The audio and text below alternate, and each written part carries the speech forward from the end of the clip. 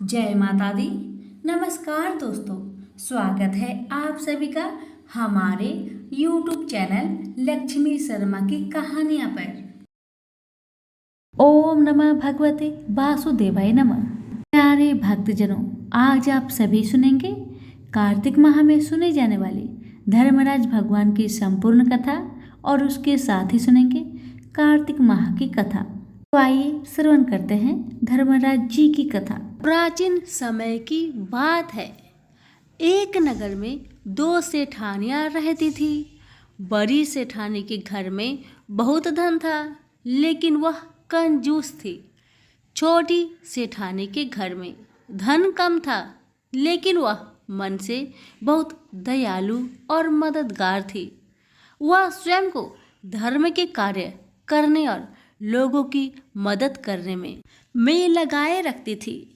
वह रोज सवेरे गंगा स्नान करने के लिए जाती, तुलसी माता, बर पीपल सींचती, भगवान के मंदिर में जाकर पूजा करती और धर्मराज जी की कहानी सुनती थी। जबकि बड़ी सेठानी यह सब देखकर हंसती थी और कहती थी कि पता नहीं दिन भर क्या फालतू काम करती रहती है। ऐसा करते करते दिन बीतने लगे और सेठानियां वृद्ध हो गई। तब भगवान के घर से बुलावा आया। छोटी सेठानी को लेने के लिए धर्मराज जी ने अपना विमान भेजा, जबकि बड़ी सेठानी को दूत मारते हुए ले जाने लगे। रास्ते में बड़ी सेठानी ने कहा कि मुझे भूख लगी है। तब दूत बोले कि यदि तुमने जीवन में किसी को खाना खिलाया होगा तब ही तुम्हें खाना मिलेगा। थोड़ी देर बाद उसने फिर से कहा कि मुझे प्यास लगी है। तब दूत बोले कि यदि तुमने जीवन में किसी को पानी पिलाया होगा तभी तुम्हें पानी नसीब होगा। रास्ते में उसके कांटे चुभने लगे और तेज गर्मी पड़ने लगी, लेकिन दूत उसे घसीटते हुए ले गए। अब बड़ी सेठानी बहुत पछताने लगी कि मेरे पास सब कुछ होते हुए भी दान धर्म नहीं किया। इतनी देर में धर्मराज जी का दरबार आ गया। वहां जाकर उसने देखा कि छोटी सेठानी भगवान के पास सिंहासन पर बैठी थी।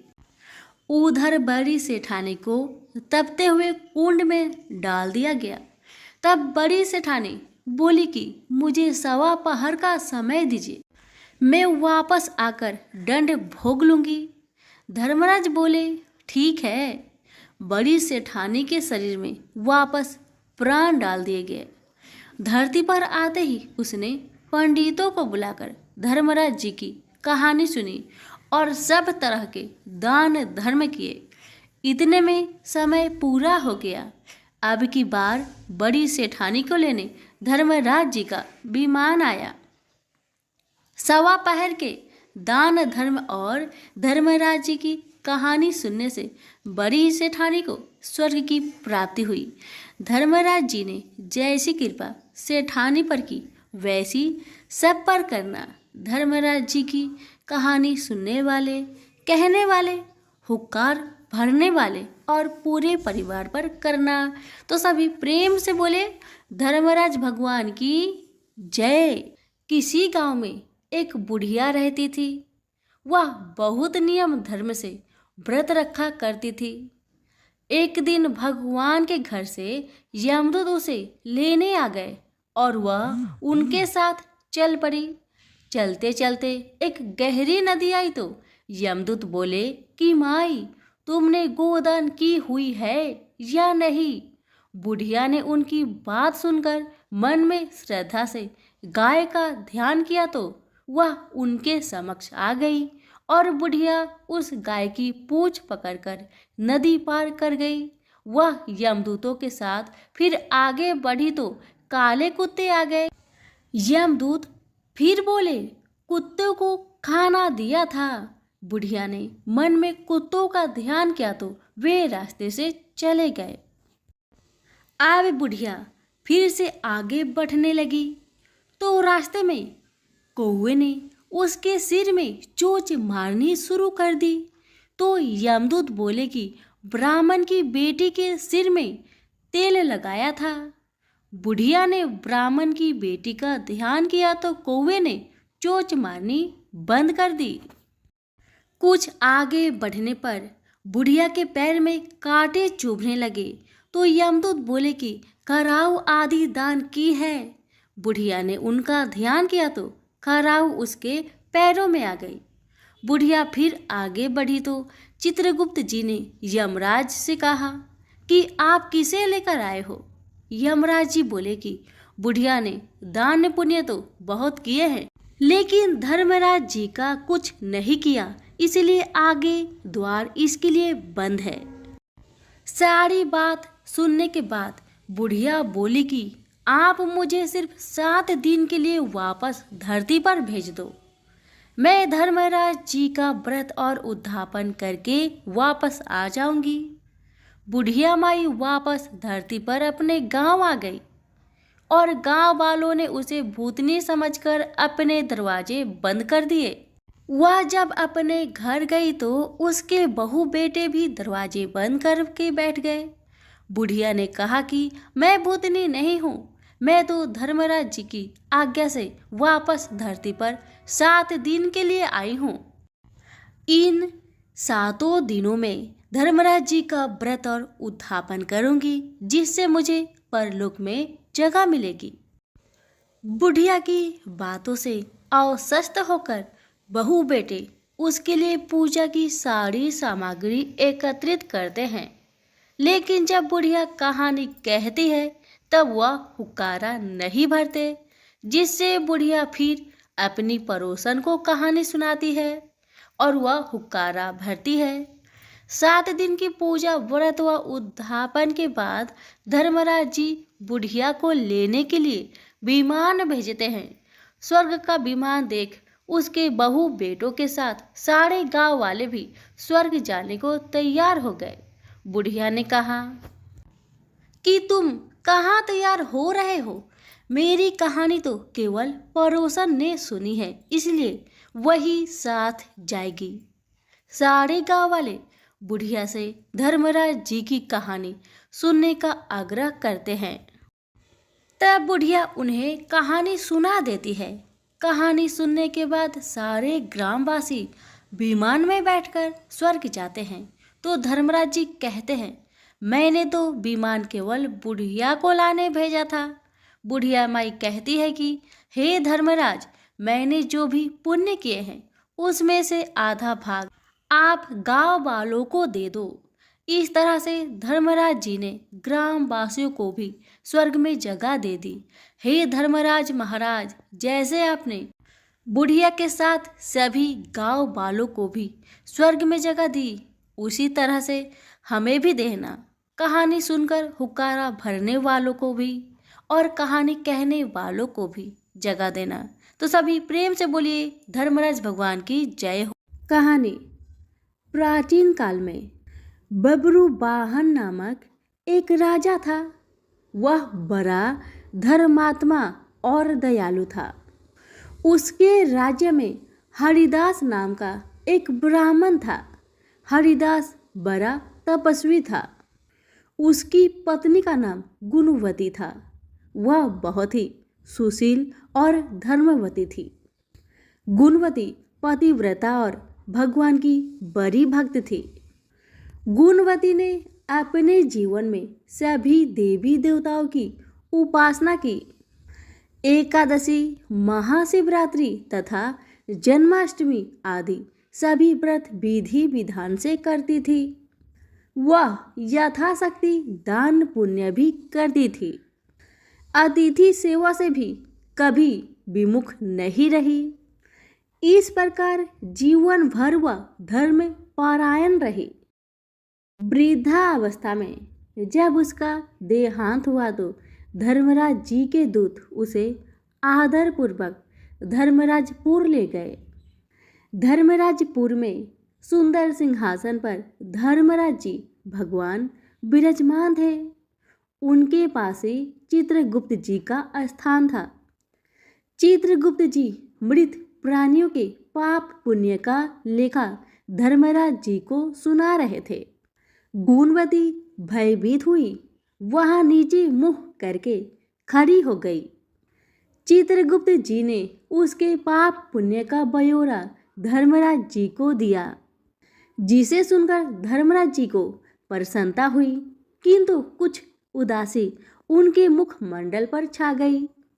यह देखकर गुणवती ने पूछा, मैंने अपने जीवन में कोई दुष्कर्म नहीं किया, फिर भी आपके मुख पर उदासी क्यों है? कृपा करके बताए धर्मराज जी। धर्मराज जी ने कहा, हे देवी, तुमने सभी देवी देवताओं को व्रत आदि से संतुष्ट किया है, लेकिन मेरे नाम से तुमने कुछ भी पूजा पाठ या दान पुण्य आदि नहीं किया। यह सुनकर गुणवती ने धर्मराज जी से क्षमा याचना की और कहा कि मैं आपकी उपासना नहीं जानती थी, कृपा करके वो उपाय बतलाए जिससे सभी मनुष्य आपकी कृपा के पात्र बन सके। यदि मैं आपके मुख से आपके भक्ति मार्ग को सुनकर मृत्यु लोक वापस जा सकूं तो आपको संतुष्ट करने का प्रयास अवश्य करूंगी। धर्मराज जी ने बताया, मकर संक्रांति के दिन जब सूर्य भगवान उत्तरायण में प्रवेश करते हैं, उस दिन से मेरी पूजा शुरू करनी चाहिए। पूरे 1 साल तक मेरी पूजा करें और मेरी कथा सुने। एक दिन भी पूजा या कथा छूटनी नहीं चाहिए। साथ ही धर्म के इस 10 नियमों का पालन करें। पहला, धृति अर्थात धीरज रखना तथा संतुष्ट रहना। दूसरा, क्षमा करना और मन को बस में रखना। तीसरा, चोरी ना करना। चौथा, मन से पर पुरुष या पर स्त्री से बचना अर्थात मानसिक और शारीरिक शुद्धि। पांचवा, इंद्रियों को बस में रखना। छठा, बुद्धि की पवित्रता यानी बुरे विचार न करना। सातवां, पूजा पाठ तथा दान पुण्य करना। आठवां, व्रत करना और व्रत की कहानी सुनना। नौवां, सच बोलना और सच्चा व्यवहार करना। 10वां, क्रोध न करना। धर्म के इस 10 लक्षण का पालन करें। मेरी कथा नियम से सुनता रहे, दान पुण्य और परोपकार करता रहे। वर्ष भर बाद मकर संक्रांति आए तब इस व्रत का उद्यापन करें। अपने सामर्थ्य के अनुसार मेरी मूर्ति बनवाकर विधि विधान से प्राण प्रतिष्ठा करवा करके पूजा और हवन करें। साथ ही चित्रगुप्त जी की पूजा भी करें। काले तिल के लड्डू का भोग लगाए, ब्राह्मण भोजन कराए, बांस की टोकरी में 5 सेर अनाज दान करे। इसके अलावा गदा, तकिया, कंबल, चप्पल, लोटा तथा वस्त्र आदि देने चाहिए। हो सके तो गाय का भी दान करे। धर्मराज जी की बातें सुनकर गुणवती ने विनती की, हे प्रभु, मुझे फिर से मृत्यु लोक में जाने दे, जिससे मैं आपके व्रत को करूं और इस व्रत का प्रचार भी लोगों में कर सकूं। धर्मराज जी ने इसके लिए अपनी सहमति दे दी। गुणवती वापस जीवित हो गई। उसके शरीर में जान आ गई। वह उठकर खड़ी हो गई। उसके सभी परिवारजन बड़े प्रसन्न हुए। गुणवती ने धर्मराज जी वाली सभी बातें अपने पति को बताई। उसने कहा, हम धर्मराज जी का व्रत अवश्य करेंगे तथा धर्म का पालन भी करेंगे। मकर संक्रांति आने पर गुणवती और उसके पति ने धर्मराज जी की निमित्त व्रत शुरू किया। 1 वर्ष के बाद विधि विधान से इस व्रत का उद्यापन किया। इस व्रत के प्रभाव से उन्हें धर्मराज जी की कृपा प्राप्त हुई और उन्हें मोक्ष तथा स्वर्ग की प्राप्ति हुई। तो सभी प्रेम से बोलिए धर्मराज जी की जय हो, चित्रगुप्त जी की जय हो। पौराणिक कथा के अनुसार एक बार यमराज और शनिदेव में युद्ध छिड़ गया था। अपनी अपनी माताओं के अधिकार के लिए दोनों भाई आपस में लड़ पड़े। कई महीनों तक युद्ध चलता रहा और शनिदेव और यमराज के बीच का युद्ध भयंकर मोड़ लेने लगा। सूर्यदेव समेत सभी देवताओं ने इस युद्ध को रोकने का प्रयास किया, लेकिन सभी विफल हो गए। चूंकि शनिदेव को बाल अवस्था से ही महादेव का आशीर्वाद और उनकी कृपा के साथ साथ उनके द्वारा दी गई दिव्य शक्तियां प्राप्त थी, लिहाजा शनिदेव ने यमराज को परास्त कर दिया और उन्हें अपने दंड शस्त्र से मृत्यु के घाट उतार दिया। अपने पुत्र की मृत काया को देख सूर्यदेव अत्यंत विचलित हो उठे। सूर्यदेव और उनकी दोनों पत्नियां देवी संज्ञा और देवी छाया ने महादेव का आह्वान किया और महादेव के प्रकट होने पर उनसे पुनः यम को जीवित करने का आग्रह किया।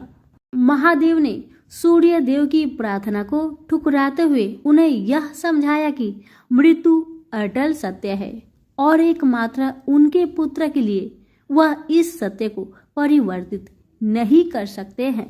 तब शनिदेव ने स्वयं महादेव से प्रार्थना की और उन्हें यम को जीवित करने के पीछे का ठोस कारण भी बताया।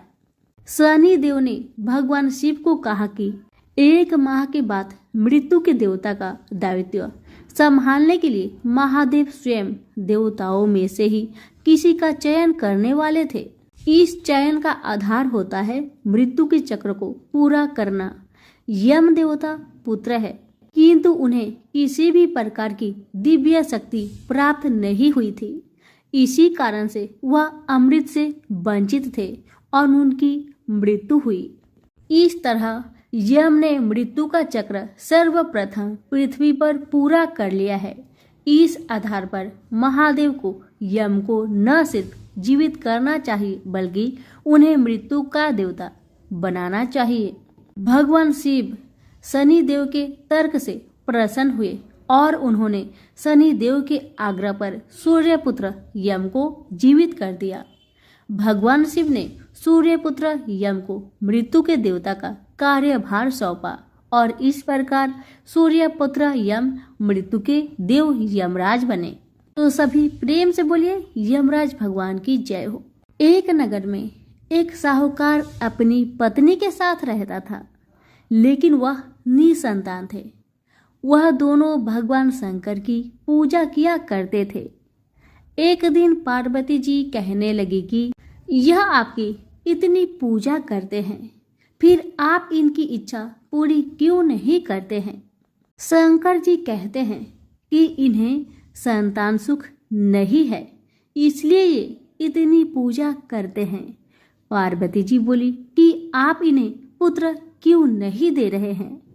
शंकर जी ने कहा कि इनके भाग्य में पुत्र का सुख नहीं है, लेकिन पार्वती जी नहीं मानी और वह जिद करने लगी। भगवान शंकर बोले कि ठीक है, इन्हें पुत्र की प्राप्ति हो जाएगी, लेकिन वह केवल 12 वर्ष तक ही जीवित रहेगा। साहूकार शंकर पार्वती जी की बात सुन रहा था। कुछ समय बाद साहूकारनी ने पुत्र को जन्म दिया, लेकिन साहूकार को कोई खुशी नहीं हुई। पूरे परिवार में इसका जश्न मनाया गया।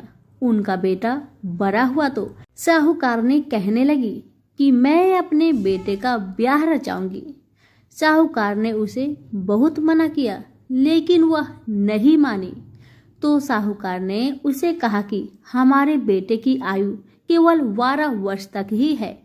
साहूकार ने कहने लगी कि कोई बात नहीं, मैं इसका ब्याह करके अपने मन की तो कर लूं।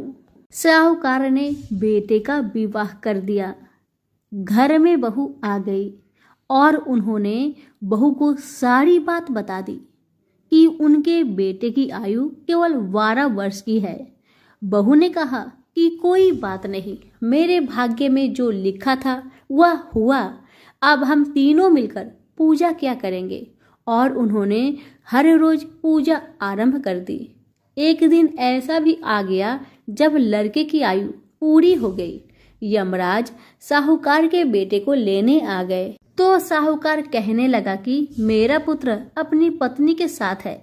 यमराज उसकी पत्नी के पास गए तो वह बोली, अभी तो मेरे पति ने जीवन का कोई सुख नहीं देखा और आप उसे लेने आ गए। यमराज बोले, इसकी इतनी ही आयु थी जो यह भोग चुका है। पत्नी ने कहा कि हे भगवान, कोई ऐसा उपाय नहीं है जिससे मेरे पति की आयु बढ़ जाए। यमराज बोले कि यह क्या होता है, लेकिन भगवान बोले कि यमराज का काला कंबल, लोहे का तसला 5.25 रुपए उठाकर रख दे। 1 वर्ष पूरा होने पर यह किसी को दे देना, तुम्हारे पति की आयु लंबी हो जाएगी। जैसा भगवान ने बताया, बहू ने ऐसा ही किया और उसके पति की आयु लंबी हो गई। तो सभी प्रेम से बोले, यमराज भगवान की जय। एक साहूकार के बेटे की बहू थी जो बहुत सुबह उठकर कार्तिक महीने में रोजाना गंगा जी में नहाने जाया करती थी। उसका एक नियम था कि वह किसी भी पराये पुरुष का मुख नहीं देखती थी। और उसी गांव में एक राजा का लड़का था, वो भी कार्तिक में गंगा जी में नहाने जाया करता था। जब भी राजा के लड़का गंगा जी में नहाने जाता तो वह हमेशा सोचता, मैं इतनी सुबह आता हूँ नहाने, तो मुझसे पहले कौन है जो नहा के चला जाता है। जब कार्तिक के 5 दिन रह गए, उस दिन साहूकार की बहू तो नहाकर जा ही रही थी कि तभी राजा का बेटा उधर से आ रहा था। किसी की पैरों की आवाज सुनकर बहू वहां से जल्दी जल्दी जाने लगी। उसी बीच में उसकी माला मुजरी टूटकर वहीं गिर गई। जब राजा आया, उसे वह माला मुजरी मिली। उसने उसे उठाया और देखा और मन में सोचने लगा, जिस महिला की माला मुजरी इतनी सुंदर होगी, वह महिला कितनी सुंदर होगी। नगरी में राजा के लड़के ने होला फिरा दिया कि जिसकी ये माला मुजरी है वो मेरे पास 5 रात के लिए आएगी। जब साहूकार की बहू को ये खबर मिली तो उसने भी कहला दिया कि 5 दिन आऊंगी, पर किसी को साख भरने के लिए बैठा देना। राजा के बेटे ने गंगा जी पर बिछावन करके एक तोते को पिंजरे में टांग कर रख दिया। जब बहू सुबह आई, पहली पैरी पर पैर रखा और बोली, हे कार्तिक के ठाकुर, राई दामोदर, 5 पांडु, 6 नारायण, भीखम राजा, उस पापी को नींद आ जाए। बहू के इतने प्रार्थना करते ही कार्तिक के ठाकुर की कृपा से राजा के बेटे को नींद आ गई। वो अच्छे से नहा धोकर वहां से जाने लगी तो तोते से बोली, सुआ सुआ, तेरे गले डालूंगी हीरा मोती, साख भरियो मेरे बीरा। सुआ बोला कि कोई वीर भी साख भरता है। तो वह बोली, सुआ सुआ सुबह, तेरे पग घालूंगी नेवर, साख भरियो मेरे डेवर। सुआ ने कहा, अच्छा भाभी, मैं तेरी साख भरूंगा। वह तो इतना कहकर चली गई। तभी अचानक राजा के बेटे की नींद खुली। वह हड़बड़ा कर उठा। फिर सुआ से पूछा, सुआ सुआ, क्या वह आई थी? देखने में कैसी थी? तो सुआ बोला, आभा की सी बिजली, होली की सी झल, केला की सी कामिनी, गुलाब का सा रंग।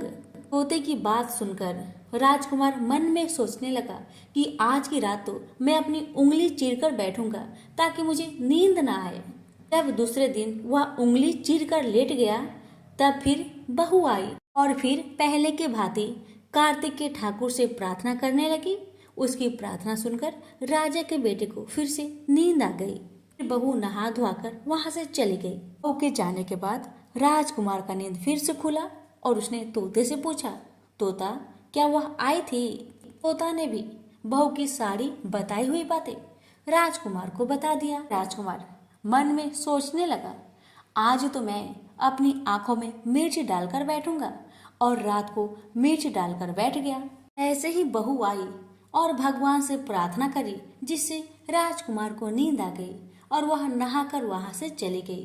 बहू के जाने के बाद ही तुरंत राजकुमार का नींद टूटा और उसने फिर तोते से पूछा, वह आई थी? तो तोते ने कहा, हाँ आई तो थी। राजकुमार मन में सोचा कि आज तो मैं बिना बिस्तर के बैठूंगा। और वह रात को बिना बिस्तर के बैठ गया। जब बहू नहाने आई तो फिर भगवान से वही बात कही, प्रार्थना करी, तो राजकुमार को नींद आ गया। जब वह नहाकर जाने लगी, अपनी आंखें बंद करके चली गई। राजकुमार ने उठकर देखा तो वह नहाकर चली गई हुई थी। तो राजकुमार मन में सोचा कि आज तो मैं आग की अंगीठी रखकर बैठूंगा, जिससे नींद मुझे आएगी नहीं। वह अंगीठी रखकर बैठ गया। साहूकार की बहू आई, भगवान से कही कि 4 रात तो निकल गया, परंतु आज की रात और एक निकाल दो। भगवान ने साहूकार की बहू का सत रख दिया और उस राजकुमार को नींद आ गई। जब वह नहाकर जाने लगी तो तोते से बोली कि इस पापी से कह दियो कि तेरी 5 रात पूरी हो गई है, इसलिए मेरी मोतियों की माला मेरे घर भेज देना। सुबह राजा के लड़के ने तोते से पूछा कि वह आई थी। तोते ने कहा, आई तो थी, उसने अपनी मोजरी माला मंगवाई है। तब राजकुमार ने सोचा कि वह तो सच्ची थी, उसका सत तो भगवान ने रख लिया। थोड़े दिन बाद राजकुमार के शरीर में कोढ़ निकल गया और वह तड़पने लगा। तो राजा ने ब्राह्मण को बुलाकर पूछा कि मेरे बेटे का शरीर क्यों जल रहा है। ब्राह्मण ने कहा कि वह पतिव्रता स्त्री पर बुरी नजर रखता है, इसलिए यह रोग लगा है। तब राजा ने पूछा कि अब कैसे ठीक होगा। तब ब्राह्मण ने कहा कि उस साहूकार की बहू को धर्म की बहन बनाने और उसके नहाए हुए जल से नहाए तो उसका कोढ़ ठीक हो जाएगा। तो राजा बहू की मोजरी माला लेकर साहूकार के घर गया और साहूकार से बोला कि यह माला आपकी बहू की है और उसके नहाए हुए जल से मेरे बेटे को नहला दो। साहूकार ने कहा, वह किसी पराये पुरुष का मुख भी नहीं देखती, इसलिए इस नाली के नीचे राजकुमार को बैठा देना। जब वह नहाएगी तो ऊपर से वह जल इसके ऊपर गिर जाएगा। साहूकार के कहे अनुसार राजकुमार वहीं पर बैठ गया और जब बहू ने नहाया तो वह पानी नाली से होकर उस राजकुमार के ऊपर गिरा। राजकुमार के ऊपर वह पानी गिरते ही राजकुमार का शरीर चंदन जैसी काया हो गया। ये पंच भिक्षु देवता जैसा साहूकार की बहू का सत रखा, वैसा सबका रखना। कहते सुनते हुक्कारा भरते अपने सारे परिवार का सत रखना। प्रेम से बोलिए पंच भीखम देवता की जय। गाय माता की कहानी। सभी प्रेम से बोले गाय माता की जय हो। हिंदू धर्म में गाय को पूजनीय और माँ लक्ष्मी का स्वरूप माना गया है। कामधेनु गाय को सभी गायों की माता का दर्जा प्राप्त है। कामधेनु गाय दैनिक और चमत्कारी शक्तियां से परिपूर्ण बताई जाती है। धार्मिक शास्त्रों के अनुसार कामधेनु गाय में 33 करोड़ देवी देवता निवास करते हैं, इसलिए कामधेनु गाय के दर्शन मात्र से ही सभी कष्टों का निवारण हो जाता है। कामधेनु गाय को सुरभि भी कहा जाता है और इसे निर्मलता का प्रतीक भी माना गया है। कामधेनु गाय का जिक्र मिलता है जब देवताओं ने समुद्र मंथन किया था तो उसमें से निकलने वाली 14 मूल्यवान चीजों में से एक कामधेनु गाय भी थी, जिसको देवताओं ने प्रणाम किया और स्वर्ग में स्थान मिला। माना जाता है कि जिसके पास भी कामधेनु गाय होती है वह सबसे शक्तिशाली व्यक्ति कहलाता था। शास्त्रों में राजा को भगवान की विभूति माना गया। साधारण व्यक्ति से श्रेष्ठ राजा को माना जाता है।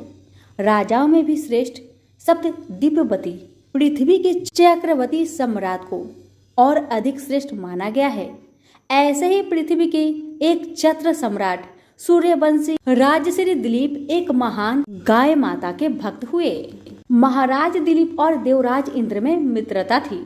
देवराज को बुलाने पर दिलीप एक बार स्वर्ग गए। देव असुर संग्राम में देवराज ने महाराजा दिलीप से सहायता मांगी। राजा दिलीप ने सहायता करने के लिए हाँ कर दी और देव असुर युद्ध हुआ।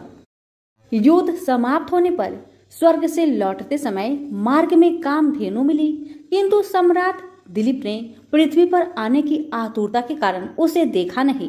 कामधेनु को उन्होंने प्रणाम नहीं किया, न ही प्रदक्षिणा की।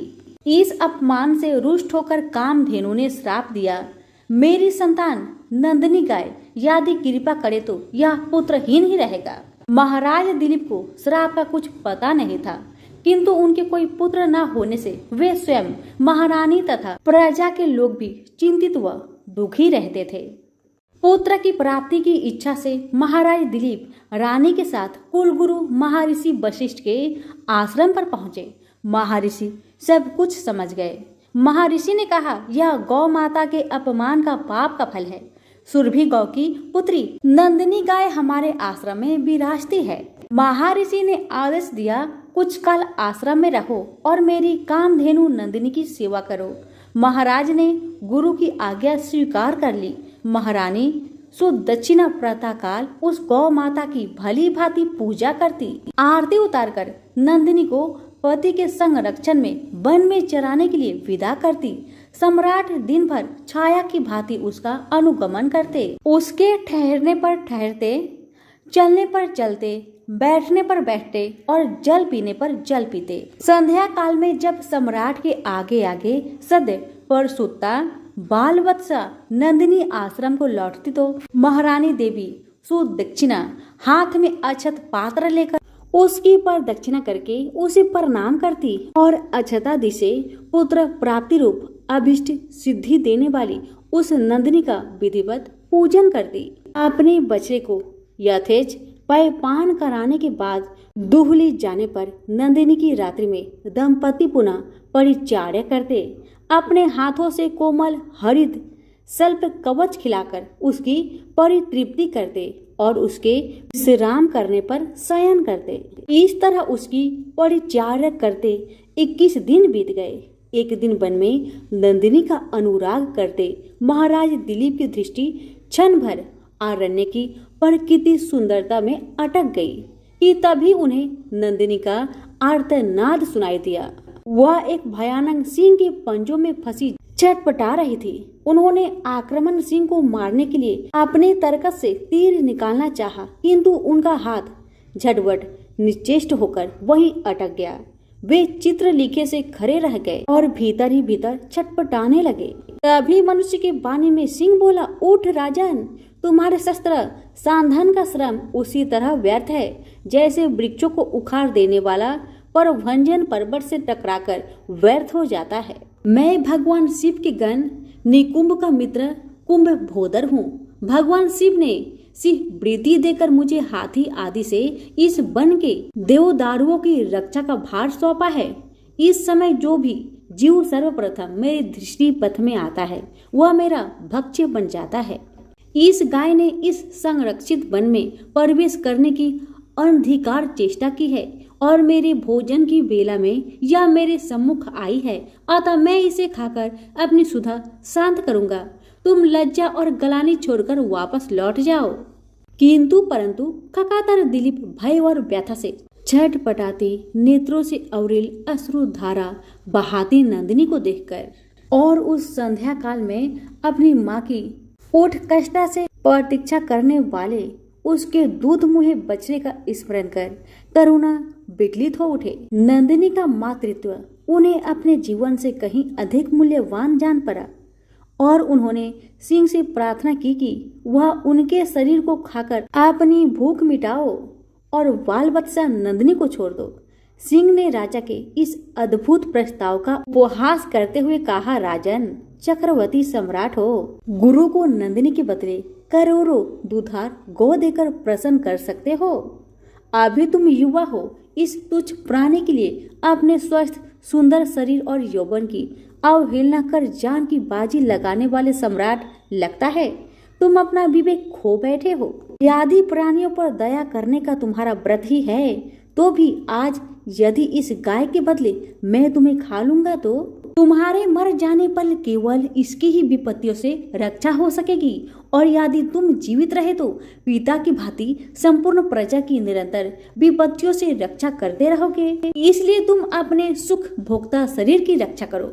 स्वर्ग प्राप्ति के लिए तप त्याग करके शरीर की कष्ट देना तुम जैसे अमित ऐश्वर्यशाली के लिए निर्थक है। स्वर्ग, अरे वह तो पृथ्वी पर है जिसे सांसारिक वैभव विलास के समग्र साधन उपलब्ध है। वह समझो कि स्वर्ग में ही रह रहा है। स्वर्ग का काल्पनिक आकर्षण तो मात्र विपिनों के लिए ही है, संपन्नों के लिए नहीं। इस तरह से सिंह ने राजा को भ्रमित करने का प्रयत्न किया।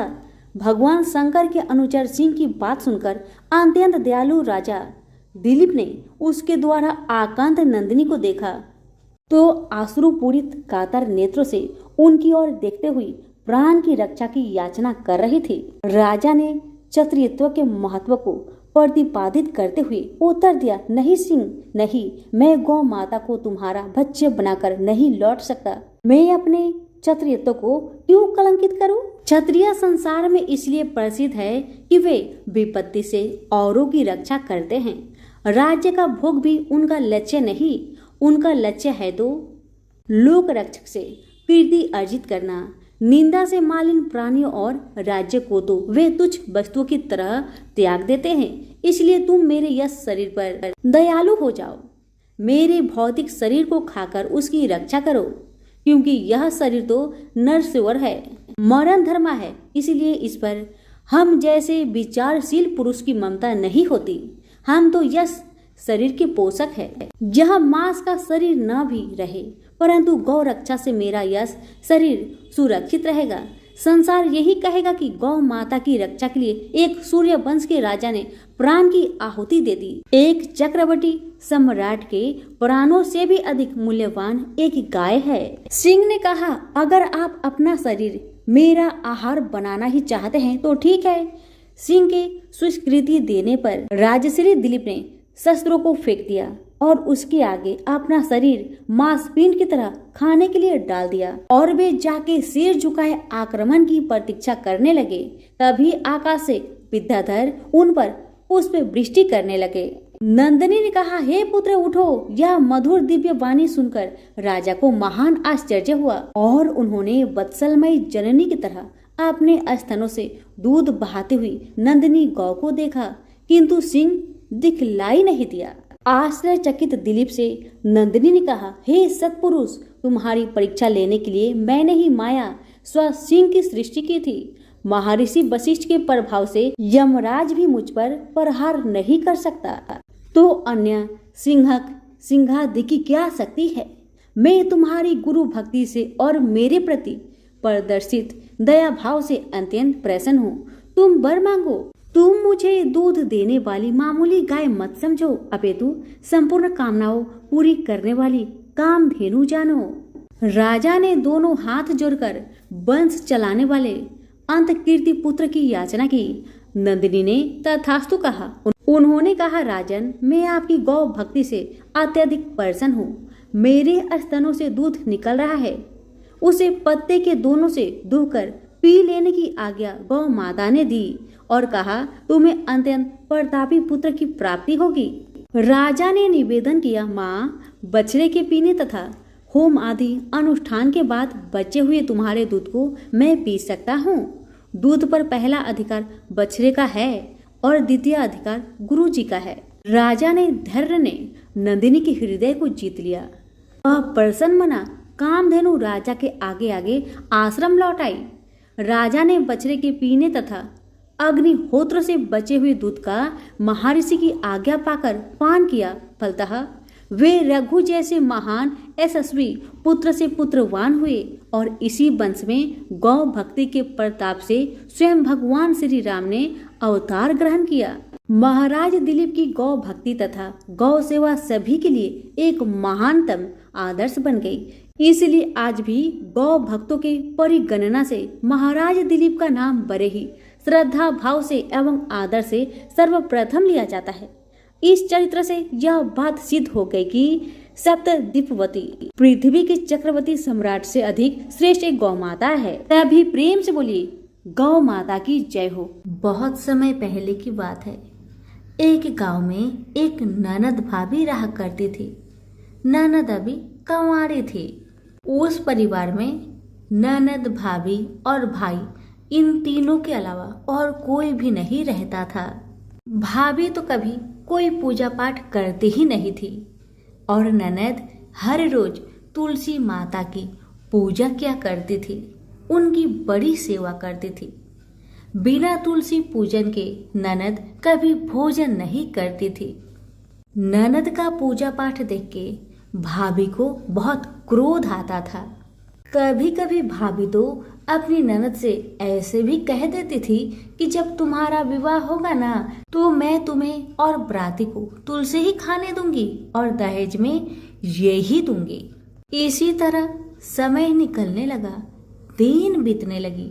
अब तो ननद भी बड़ी हो गई थी। भाई ने अपने बहन के लिए एक अच्छा घर और बर ढूंढा। अब तो बहन की शादी पक्की हो गई। बहन की शादी वाले दिन भाभी ने क्या किया, बारातियों के सामने तुलसी का गमला फोड़ कर रख दिया। लेकिन ननद की सच्ची भक्ति और श्रद्धा से तुलसी माता बहुत प्रसन्न थी। इसी कारण से तुलसी माता की कृपा से तुलसी का गमला स्वादिष्ट व्यंजन में बदल गया। ये चमत्कार देखकर भाभी बहुत आश्चर्यचकित हो गई, लेकिन फिर भी उसका आदत नहीं गया। उसने फिर क्या किया, अपने ननद को गहने के बदले में तुलसी की मंजरी पहना दी। लेकिन तुलसी माता की कृपा से वह मंजरी भी सोने के आभूषण में बदल गए। ये देखकर भी भाभी बहुत हैरान हुई, मगर फिर भी अपनी करतूत करनी न बंद किया। उसने फिर वस्त्रों के स्थान पर तुलसी का जनेऊ रख दिया। लेकिन तुलसी माता की कृपा से वह तुलसी का जनेऊ रेशमी और सुंदर वस्त्र में बदल गया। ननद की भाभी बहुत पापिन थी, इसलिए तुलसी माता की महिमा को न जान सकी। भाई ने अपने बहन को बड़े प्यार और आदर के साथ विदा किया। बहन ससुराल में गई। ससुराल वाले उसके दहेज आदि के बारे में बहुत बड़ाई करने लगे। जब ये बात भाभी को मालूम हुई तो उसे बड़ा आश्चर्य हुआ और तुलसी जी की पूजा का महत्व उसको समझ में आ गया। भाभी की एक लड़की थी। अब भाभी सोचने लगी, क्यों ना मैं भी अपनी बेटी को तुलसी माता की पूजा करने को कहूँ। अब तो भाभी अपनी लड़की से कहने लगी कि तू भी तुलसी माता की सेवा कर, तुझे भी बुआ की तरह फल मिलेगा। पर लड़की अपनी माँ के जैसी ही थी, उसे तुलसी की सेवा में मन नहीं लगता था। भाभी की लड़की हर रोज सुबह स्नान करके ऊपर के मन से अपनी माँ की बात रखने के लिए तुलसी माता की पूजा कर लिया करती थी, मगर मन उसका पूजा में कभी नहीं लगा। इसी तरह समय बीतते गया। इस बार भाभी ने खुद अच्छा घर और वर देखकर अपनी बेटी का विवाह तय किया।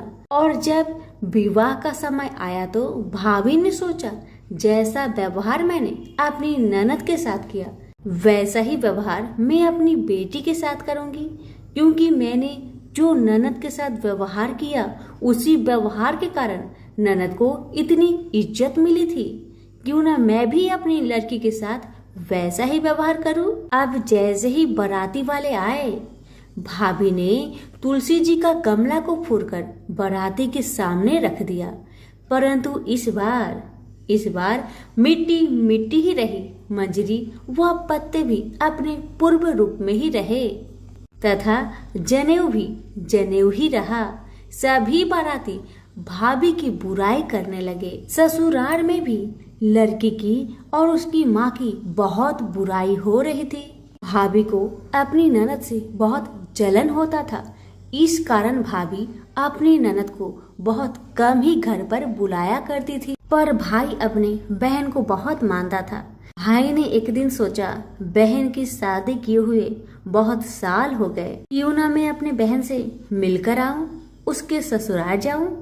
अब भाई ने अपनी इच्छा अपनी पत्नी को बताया। पत्नी से कहा, कुछ सौगात ले जाने के लिए कुछ दो। बहन का घर जाऊंगा, खाली हाथ कैसे जाऊं, कुछ हो तो मुझे दो। भाभी ने क्या किया, गुस्से से जुआर एक थैले में भरकर कहा, लो इसी को लो और अपनी बहन के घर ले जाओ। मेरे पास और कुछ नहीं है, यही है, इसी को ले जाओ। बेचारा पति दुखी मन से चल दिया, वही जुआर भरे थैले को लेकर, और मन ही मन में सोचते जा रहा था, भला कोई भाई अपने बहन के ससुराल में जुआर ले जाता है। यही सोचते सोचते भाई बहन के ससुराल की तरफ जा रहा था। उसने सोचा ये ज्वार बहन के ससुराल ले जाऊंगा तो लोग क्या कहेंगे, क्यों ना मैं इसे गाय को खिला दूं। भाई जब बहन के नगर के समीप पहुंचा और उसने एक गौशाला में गाय के सामने ज्वार का थैला उलट दिया। ज्वार को उलटता देखकर तब गौपालक ने कहा, ए भाई तुम ये क्या कर रहे हो? सोना मोती गाय के आगे क्यों डाल रहे हो? भाई ने जब नीचे देखा तो सचमुच हीरे मोती सोना चांदी जगमगा रहे थे। भाई ने तुलसी माता के चमत्कार को जान लिया और जोर जोर से तुलसी माता की जयकारा लगाने लगा और सारी कहानी उस गौपालक को बताया। सोना चांदी हीरा मोती थैले में भरकर बहुत प्रसन्न मन से अपने बहन के घर गया। बहन भाई को देखकर बहुत प्रसन्न हुई और अपनी भाई की बहुत आवभगत की। भाई ने अपनी बहन की सास ससुर से आज्ञा लेकर अपनी बहन को घर लेकर आया और रास्ते में सारी कहानी बताते आ रहा था कि कैसे भाभी ने ज्वार भरकर थैले में दिए थे और तुलसी माता की कृपा से कैसे ये ज्वार हीरे मोती सोने चांदी में बदल गए। भाई को तुलसी माता का महिमा पता चल गया था। अब भाई और बहन घर आकर अपनी भाभी को सारी कहानी बताते हैं और तुलसी माता की महत्व को समझाते हैं और पूजन करने का फल उसे भी बताते हैं। अब तो भाई और भाभी और उसकी बेटी तीनों जन मिलकर हर दिन तुलसी माता का पूजन किया करते थे और तुलसी माता भी उनके पूजन से प्रसन्न होकर उनके घर में अन्न धन के भंडार भर दिए और भाभी की बेटी को भी अच्छा घर और वर मिला। तो सभी मिलकर बोलिए, तुलसी मैया की जय हो। किसी गांव में एक बुढ़िया रहती थी। वह कार्तिक का व्रत करती थी। उसके व्रत खोलने के समय कृष्ण भगवान आते और एक कटोरा खिचड़ी रखकर चले जाते। बुढ़िया के पड़ोस में एक औरत रहती थी। वह हर रोज यह देखकर ईर्ष्या करती कि इसका कोई नहीं है, फिर भी इसे खाने के लिए खिचड़ी मिल ही जाती है। एक दिन कार्तिक का महीना का स्नान करने बुढ़िया गंगा गई। पीछे से कृष्ण भगवान उसका खिचड़ी का कटोरा रखकर गए।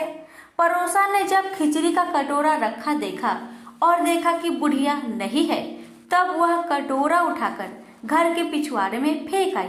कार्तिक स्नान के बाद बुढ़िया घर आई तो उसे खिचड़ी का कटोरा नहीं मिला और वह भूखी ही रह गई और बार बार एक ही बात कहती कि कहाँ गई मेरी खिचड़ी और कहाँ गया मेरा खिचड़ी का भरा कटोरा। दूसरी ओर पड़ोसन ने जहाँ खिचड़ी गिराई थी वहाँ एक पौधा उगा जिसमें 2 फूल खिले। एक बार राजा उस ओर निकला तो उसकी नजर उन दोनों फूलों पर पड़ी और वह उन्हें तोड़कर घर ले आया। घर आने पर उसने वह फूल रानी को दे दिए, जिन्हें सूंघने पर रानी गर्भवती हो गई। कुछ समय बाद रानी ने 2 पुत्रों को जन्म दिया। वह दोनों जब बड़े हो गए तब वह किसी से भी बोलते नहीं थे, लेकिन जब वह दोनों शिकार पर जाते तब रास्ते में उन्हें वही बुढ़िया मिलती जो अभी भी यही कहती है कि कहाँ गई मेरी खिचड़ी और कहाँ गया मेरा कटोरा। बुढ़िया माई की बात सुनकर वह दोनों कहते हैं कि हम है तेरी खिचड़ी और हम है तेरा वेला। हर बार जब भी वह शिकार पर जाते तो बुढ़िया यही बात कहती और वह दोनों वही उत्तर देते। एक बार राजा के कानों में यह बात पड़ गई। उसे आश्चर्य हुआ कि दोनों लड़के किसी से नहीं बोलते, तब यह बुढ़िया से कैसे बात करते हैं। राजा ने बुढ़िया को राजमहल में बुलवाया और कहा कि हम में से किसी से ये तो बोलते ही नहीं, तुमसे ये कैसे बोलते हैं। बुढ़िया ने कहा कि महाराज मुझे नहीं पता कि ये कैसे मुझसे बोल लेते हैं। मैं तो कार्तिक का व्रत करती थी और कृष्ण भगवान मुझे खिचड़ी का वेला भरकर दे जाते थे। एक दिन मैं स्नान कर वापस आई तो मुझे वह खिचड़ी नहीं मिली। जब मैं कहने लगी कि कहाँ गई मेरी खिचड़ी और कहाँ गया मेरा वेला, तब इन दोनों लड़कों ने कहा कि तुम्हारी पड़ोसन ने तुम्हारी खिचड़ी फेंक दी थी, तो उसके 2 फूल बन गए थे। वह फूल राजा तोड़कर ले गया और रानी ने सूंघा तो हम 2 लड़के का जन्म हुआ।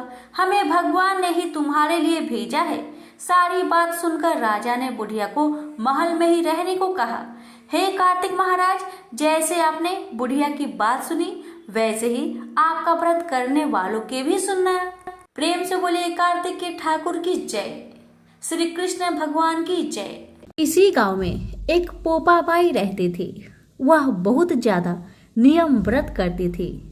एक दिन उसने भाई व भाभी से कहा कि मैं शादी नहीं करूंगी, इसलिए मेरी झोपड़ी गांव के बाहर बना दो और गांव के सभी लोगों से कह दो कि वह अपनी गाय व बछड़ों को मेरे यहाँ ही घास फूस चरने को भेज दे। जो बचा खुचा खाना है वो मुझे खाने को दे दे। एक दिन नगर का राजा शिकार खेलने जंगल में आया और गांव के बाहर जंगल के पास बनी झोपड़ी देखकर रुक गया। झोपड़ी के पास जाकर उसने आवाज लगाई कि कौन है, लेकिन भीतर से आवाज न आने पर वह लगातार दरवाजा खटखटाता रहा। तब पोपा बाई उठी और कहने लगी कि कौन हो तुम जो बार बार दरवाजा बजा रहे हो, क्यों आवाज लगा रहे हो? राजा ने कहा कि मैं यहाँ का राजा हूँ और तुम्हारे साथ विवाह करूँगा। पोपा बाई ने कहा कि जहाँ से आए हो वहीं चले जाओ, मैं किसी पराये आदमी का मुंह नहीं देखती हूँ। राजा ने पोपा बाई की एक नहीं सुनी और उसे जबरदस्ती उठाकर ले गया। तब पोपा बाई ने राजा को श्राप दिया कि उसका सारा राजपाट नष्ट हो जाएगा। महल में आने पर राजा की रानियों ने सारी बात सुनकर राजा से अनुरोध किया कि इसे वहीं वापस छोड़ आओ। राजा जब पोपा बाई को वापस झोपड़ी में छोड़ने जाने लगा तो रास्ते में पाप की नदी आई जिसमें वह डूब गया। पोपा बाई धर्मराज जी के यहाँ पहुंची और धर्मराज जी ने उन्हें स्वर्ग का राज दे दिया। एक बार एक सेठ व सेठानी मृत्यु लोक से स्वर्ग लोक आए तो उसके द्वार बंद देखकर वह धर्मराज जी से द्वार खोलने का आग्रह करते हैं। धर्मराज जी कहते हैं इस द्वार पर पोपा बाई का राज है। इस पर सेठ सेठानी कहते हैं कि हम पोपा बाई को नहीं जानते।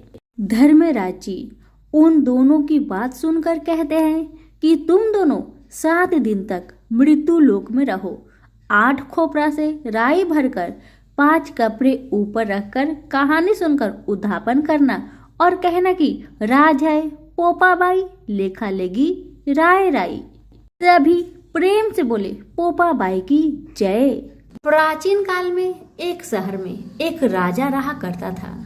राजा बहुत ही धनवान और शक्तिशाली था। राजा अपनी प्रजा से बहुत प्रेम किया करता था।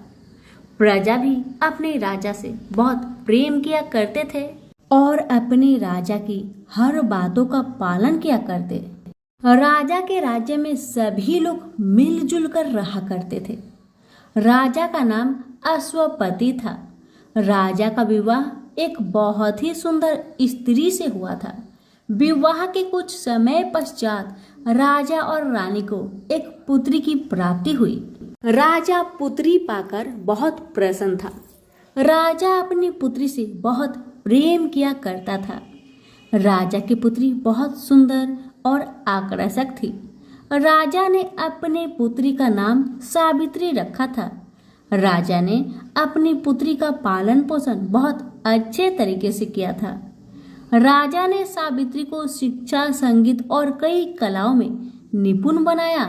धीरे धीरे सावित्री का बचपन बीतता गया और वह बड़ी हो गई, जिसके बाद राजा ने अपनी पुत्री का विवाह करने के लिए उसके लिए एक अच्छा वर को तलाश करना शुरू कर दिया। राजा के पड़ोसी राज्य पर एक बहुत ही प्रतापी राजा रहा करता था जिसका नाम धूम्रसेन था। उसका एक पुत्र था जिसने अपने पुत्र का नाम सत्यवान रखा था। सावित्री का विवाह राजा ने धूम्रसेन के लड़के सत्यवान के साथ कराने का निर्णय ले लिया और कुछ ही दिनों में अपनी पुत्री सावित्री का विवाह सत्यवान से करवा दिया। एक दिन भगवान नारद जी सावित्री के पिता के पास आए और कहने लगे कि तुमने अपनी पुत्री सावित्री का विवाह जिस युवक से कराया है उसके भाग्य में अल्प आयु का योग है और वह 1 साल के अंदर ही मर जाएगा। नारद मुनि की बातें सुन सावित्री के पिता बहुत डर गए, जिसके बाद सावित्री के पिता ने सावित्री को जाकर नारद जी के द्वारा कही हुई बातें को बता दी और अपनी पुत्री सावित्री से कहने लगे कि तुम कोई दूसरा विवाह कर लो।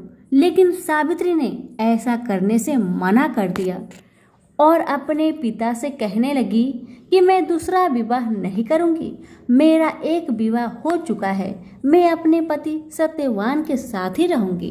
सत्यवान अपने माता पिता के साथ जंगल में रहा करता था। सावित्री भी अपने पति सत्यवान के साथ जाकर जंगल में रहने लगी और कुछ समय पश्चात देखते 1 साल बीत गया और नारद जी के द्वारा बताया हुआ समय नजदीक आ गया। सावित्री को यह बात पहले से ही पता थी। उसके पिताजी ने उसको सत्यवान के बारे में बता दिया था, जिसके कारण सावित्री ने पहले से ही अपने पति की लंबी आयु के लिए व्रत रखना शुरू कर दिया था। वह दिन भी आ गया जिस दिन के बारे में नारद जी ने बताया था। सावित्री के पति सत्यवान लकड़ियां काटने के लिए जा रहे थे, जिसके पीछे पीछे सावित्री भी जाने लगी। सावित्री के पति सत्यवान जैसे ही बरगद के पेड़ पर चढ़ने लगे तो उनके सर पर बहुत तेज दर्द होना शुरू हो गया, जिसके बाद वह तुरंत बरगद के पेड़ से नीचे आ गए। तब सावित्री ने देखा कि उनके पति सत्यवान के सर में बहुत तेज दर्द हो रहा है, तो सावित्री ने अपने पति सत्यवान को अपनी गोद पर सिर रखकर लेटा लिया और जैसे ही सत्यवान की मृत्यु का समय आ गया, तब सावित्री ने देखा कि आसमान से यमराज अपने दूत के साथ सत्यवान को लेने के लिए आ रहे हैं और यमराज कुछ ही समय पर पृथ्वी पर पहुंच गए। सत्यवान के पास आकर यमराज ने उसके प्राण को लिए और सत्यवान को अपने साथ ले जाने लगे। अपने पति सत्यवान के प्राण को ले जाते देखकर सावित्री भी यमराज जी के पीछे पीछे आने लगी, जिसके बाद यमराज ने थोड़ी दूर जाकर सावित्री से कहा, तुम यहाँ से चली जाओ, तुम्हारा साथ केवल धरती तक ही था। लेकिन सावित्री ने यमराज की बात नहीं मानी और यमराज के पीछे पीछे चलना शुरू कर दिया और सावित्री ने यमराज से कहा कि मेरा इनसे विवाह हुआ है और मेरे पति जहाँ जाएंगे मैं भी उनके पीछे पीछे जाऊंगी, यह मेरा कर्तव्य है। सावित्री की बात सुनकर यमराज बहुत खुश हुए और जिसके बाद यमराज ने सावित्री से कहा, मैं तुम्हारी पतिव्रता होने से बहुत खुश हुआ हूँ, जिसके कारण मैं तुमको एक वरदान मांगने का अवसर दे रहा हूँ। जिसके बाद सावित्री ने कहा कि मैं आपसे वरदान के रूप में अपने ससुर की आंखों की रोशनी मांगती हूँ, क्योंकि सत्यवान के पिता आंख से अंधे थे, वह देख नहीं पाते थे। जिसके बाद यमराज ने सावित्री की बात मानकर उनके ससुर की आंखों की रोशनी वापस दे दी और आगे की ओर जाने लगे। लेकिन सावित्री यहाँ भी नहीं रुकी, यमराज के पीछे पीछे जाने लगी। कुछ दिन चलने के पश्चात यमराज ने सावित्री से फिर कहा कि तुम मुझसे एक और वरदान मांग लो। जिसके बाद सावित्री ने यमराज से वरदान रूप में अपने ससुर का खोया हुआ राजकाज वापस मांगा। यमराज ने सावित्री की इस वरदान को भी पूरा कर दिया और उसके ससुर यानी सत्यवान के पिता का खोया हुआ राजकाज वापस दिलवा दिए और फिर यमराज आगे की ओर जाने लगे। लेकिन फिर भी सावित्री नहीं मानी और यमराज के पीछे जाने लगी। जब यमराज ने देखा कि सावित्री अभी भी पीछे पीछे आ रही है, तो यमराज ने थोड़ी दूर चलने के बाद फिर सावित्री से कहा, तुम एक और वरदान मांगो। जिसके बाद सावित्री ने इस बार बड़ी चालाकी से यमराज से वरदान मांगा और सावित्री ने यमराज से वरदान रूप में मांगा कि आप मुझे 100 पुत्र की माता बनने के वरदान दीजिए। यमराज ने सावित्री के इस वरदान को भी स्वीकार कर लिया और सावित्री को 100 पुत्र की माता बनने का वरदान दे दिया। और जब यमराज ने सावित्री को 100 पुत्रों की माता बनने का वरदान दे दिया तो यमराज को मजबूरी में आकर सावित्री के पति सत्यवान को पुनः जीवन दान देना ही पड़ा। और फिर यमराज ने सत्यवान को जीवन दान दिया। फिर सावित्री अपने पति सत्यवान को लेकर वापस आ गई। इस प्रकार सावित्री ने यमराज से लड़कर अपने पति सत्यवान को जान से बचा ली। प्रेम से बोलिए यमराज भगवान की जय, सत्यवान सावित्री की जय। सूरज भगवान रोज उठते और जग में प्रकाश देने चले जाते। एक दिन भगवान को लगा कि राना दे सुखती चली जा रही है, तो राना दे से पूछा कि तुम्हारे मन में क्या है। राना दे बोली, मेरे मन में खीर खांड के भोजन की इच्छा है। भगवान बोले, मांगा भी तो क्या मांगा, ये तो हम रोज ही खाते हैं। राना दे बोली, भगवान आप खीर खांड के भोजन जिमते हो, मैं तो खट्टी रब जिमती हूँ।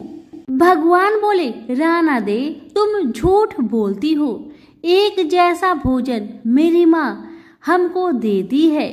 राना दे बोली, सुबह आप मेरी थाली ले लेना, मुझे अपनी थाली दे देना, फिर आपको सब पता लग जाएगा। दूसरे दिन जिमते समय भगवान ने पानी के गिलास को टक्कर देकर गिरा दिया। माताजी बोली, तुम मत उठो, मैं दूसरा गिलास भर देती हूँ। माताजी गई, इतने में भगवान ने थालियाँ बदल दी। राना दे ने तो जल्दी ही खीर खांड के भोजन कर लिए, पर सूरज भगवान को खट्टी राब भाई नहीं और थाली पर बैठे रहे। माताजी बोली, आज इतनी देर क्यों लगा दी। भगवान बोले, आज तो खीर खांड खट्टी लग रही है। माताजी बोली, राना दे की थाली आपने क्यों ली। भगवान कहने लगे, माँ अपने घर में आप 2 जने और मैं जिसमें भी 2 भात, मैं नियम पालन वाला और मेरे ही घर में ऐसा होता है तो दुनिया में क्या होता होगा। घर में सबका खाना एक जैसा बनाओ। वहां से वो कुम्हार के यहाँ गए और बोले, 2 पेट की हांडी किस कुम्हार ने बनाई। रतन कुम्हार को लगा आज तो भगवान आए हैं, माँ जी तो 1 टका देती है, ये 2 टका देंगे। और कुम्हार बोला, मैंने बनाई। भगवान बोले, आज के बाद 2 पेट की हांडी बनाए तो तेरे सहस्त्र पेट कर दूंगा।